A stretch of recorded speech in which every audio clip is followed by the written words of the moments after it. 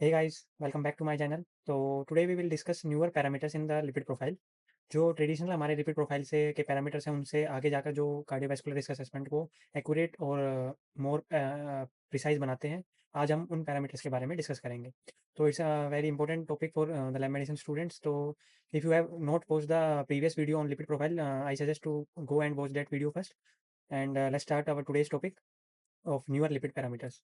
तो जो traditional lipid profile में हम total cholesterol, LDL, HDL, triglycerides और वीएलडीएल मेजर करते हैं।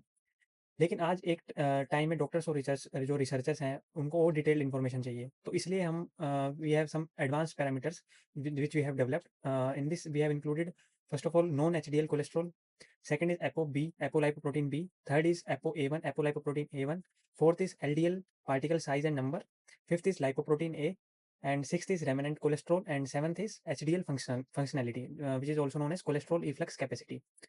सो let's discuss one by one. तो first is non HDL cholesterol. तो नॉन एचडीएल कोलेस्ट्रॉल क्या है? Non HDL cholesterol is equal to total cholesterol minus HDL. इसमें LDL plus VLDL plus other atherogenic जो lipoproteins हैं वो इंक्लूड होते हैं। इसकी नॉर्मल वैल्यू है less than 130 milligram per deciliter. और इसका एडवांटेज क्या है? ये जो है बेटर प्रिडिक्टर है कार्डियोवास्कुलर रिस्क का, स्पेशली अगर हाई ट्राइग्लिसराइड पेशेंट्स में है मिलता है तो। Now coming to next which is apolipoproteins. Apolipoproteins जो है वो रिप्रेजेंट करते हैं प्रोटीन पार्ट को। जो लाइपोप्रोटीन है हमारे, उनके प्रोटीन पार्ट को एपोलाइपोप्रोटीन बोलते हैं। तो जैसे एपो बी है, एपो बी किस में प्रेजेंट होता है? एलडीएल में, वीएलडीएल में, आपके आईडीएल में, जो इंडिकेट करता है अगर हाइयर एपो बी है तो मतलब हाइयर एथ्रोजेनिक रिस्क है। Apo A one on the other side is present in the HDL which is protective in nature. Now there is a ratio of apo B to apo A one. तो अगर ये ratio है तो ये denote करता है stronger predictor of heart disease risk.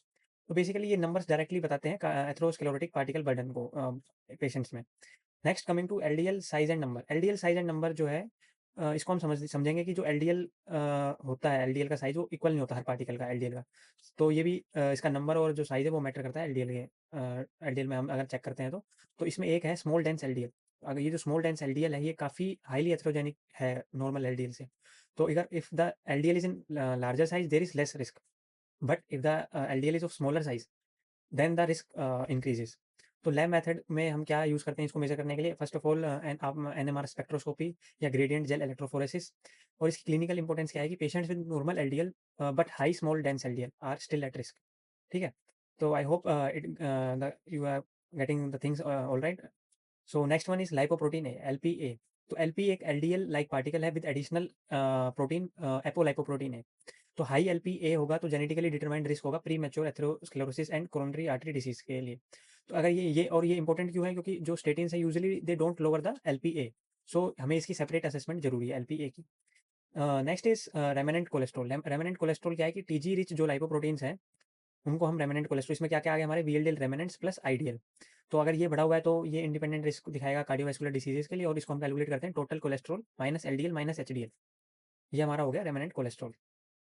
So now coming to the last of today's newer parameters of lipid profile, which is HDL functionality. तो HDL सिर्फ क्वांटिटी नहीं, ये क्वालिटी भी इंपॉर्टेंट है इसकी HDL की। तो HDL फंक्शनलिटी या कोलेस्ट्रॉल इफ्लक्स कैपेसिटी, ये इसको मेजर करता है कि HDL जो कोलेस्ट्रॉल है वो सेल से लीवर तक एफिशिएंटली कोलेस्ट्रॉल को ले जा पा रहा है या नहीं। तो हाई फंक्शनलिटी मतलब हाईली प्रोटेक्टिव, और लो फंक्शनलिटी मतलब रिस्क आपका बढ़ गया। अगर HDL ज़्यादा है पर वो फंक्शनल नहीं है तो भी आप जो है patient is at risk. Now, clinical relevance, why these are important and why we are studying these parameters? क्योंकि एक तो हाई रिस्क पेशेंट्स को आइडेंटिफाई करना, जो ट्रेडिशनल लिपिड प्रोफाइल है उससे वो मिस हो जाते हैं कई बार, तो ये हमें हेल्प करते हैं हाई रिस्क पेशेंट्स को आइडेंटिफाई करने में। सेकंड इज जेनेटिक डिस्लिपिडीमिया जैसे फैमिलियल हाइपर कोलेस्ट्रोलीमिया, इनको डायग्नोस करने में ये हेल्प करते हैं। और थेरेपी जो डिसीजन है उनको इंप्रूव करना, like statins, PCSK9 inhibitors, niacin, इन सबको एडवाइस करने के लिए हमें ये हेल्पफुल है। तो आज की इस वीडियो से क्या की टेक अवेज हैं? तो एक तो ट्रेडिशनल लिपिड प्रोफाइल मैंने आपको बताया, ये 5 पैरामीटर्स होते हैं उसमें, और एडवांस पैरामीटर्स में non HDL, apo B, apo A one, LDL particle size, HDL functionality. Lab methods में हमारे पास आ गया एनएमआर स्पेक्ट्रोस्कोपी, इम्यूनोएसेज और एंजाइमेटिक मेथड्स। अब ये हो गई बात हमारे न्यूअर पैरामीटर्स की। तो गाइज आज हमने देखा कि न्यूअर पैरामीटर्स कौन कौन से हैं, उनको हम कैसे यूज़ कर सकते हैं डेली क्लिनिकल डिसीजन मेकिंग में, और वो उनका क्या रोल है क्लिनिक्स में, and in the lab how we measure them. तो आज की वीडियो में बस इतना ही। मैं अ, आशा करता हूँ आपको वीडियो अच्छी लगी होगी, and don't forget to like, share and subscribe my channel. Your support really matters to me, and it gives me motivation to make new videos. So till next time, keep learning and keep exploring lab medicine. Take care guys. Bye bye.